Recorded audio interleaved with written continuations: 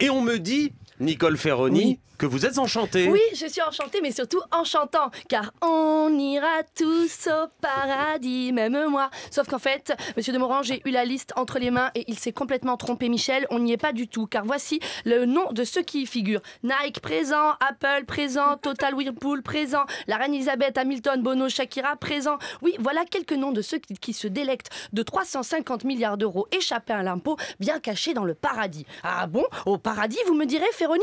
Mais du paradis, n'avions-nous pas été bannis? Si, l'histoire était pourtant claire. Que ce soit dans la Bible, le Coran ou la Torah, le déroulé est assez semblable. Adam et Ève, hébergés dans le paradis divin et ils mangeaient des fruits autant qu'ils voulaient sans crainte ni besoin. Mais après avoir désobéi à la loi du divin, ils en avaient été éjectés. Allez, oust, fermez les portes du paradis pour le reste de leur vie. Et c'est ainsi que le terme paradis prenait tout son sens, car issu du persan pardaise signifiant enclos, le paradis resterait clos pour bien longtemps. Mais alors dans ce cas-là, Ferroni, comment les tricheurs ont-ils fait pour qu'on leur réouvre la porte? Mais passez pas la porte, vous n'y pensez pas. Non, Adam, Ève, Whirlpool, Total et toute sa clique, pour retourner dans l'enclos, passèrent par des brèches législatives. Ils écartent les barbelés de la loi pour s'infiltrer, sautent de l'île de Man aux Caïmans, du Pays-Bas aux Bermudes, retroussent leur Bermuda pour se frayer un chemin fait de tours de passe-passe et de flous législatifs bien tortueux. Vous me direz, mais tout ce chemin compliqué pour aller manger les quelques fruits du paradis? Mais non, les tricheurs ne viennent pas simplement pour y cueillir les fruits suspendus dans l'enclos. Ils viennent avec dans leurs bras les fruits de toute la Terre. Oui, car sur la Terre, désormais peuplée de 7 milliards d'individus, seul le partage permettrait à tous de vivre bien. Et partager, c'est ce qu'ils ne veulent pas faire.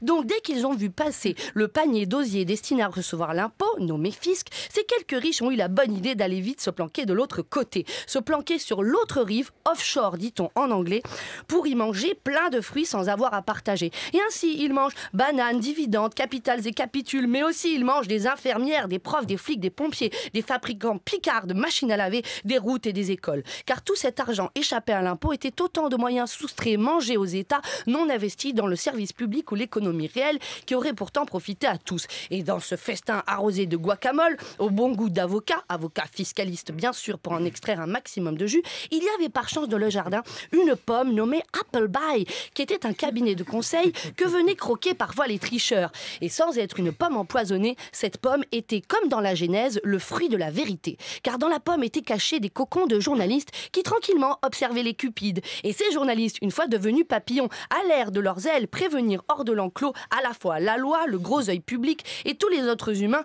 de ce qui se passait au paradis. Et ainsi les tricheurs furent révélés dans leur nudité. Oui, comme l'histoire du péché originel d'Adam et Ève, on les vit tous cul nus. Ou le petit zizi de Nike qui ne paye que 2% d'impôts. Ou le zizi tordu de Whirlpool qui vire des gens et migre des capitaux. Ou le vilain pubis broussailleux de Total qui cache dans ses poils des sous non imposés. Ils sont tous tout nus et tout nuls. Et révélés dans leur nudité, ils peuvent avoir honte maintenant. Honte d'avoir à soutenir le regard de ceux qu'ils ont trompés, leur père resté de l'autre côté dans l'enclos.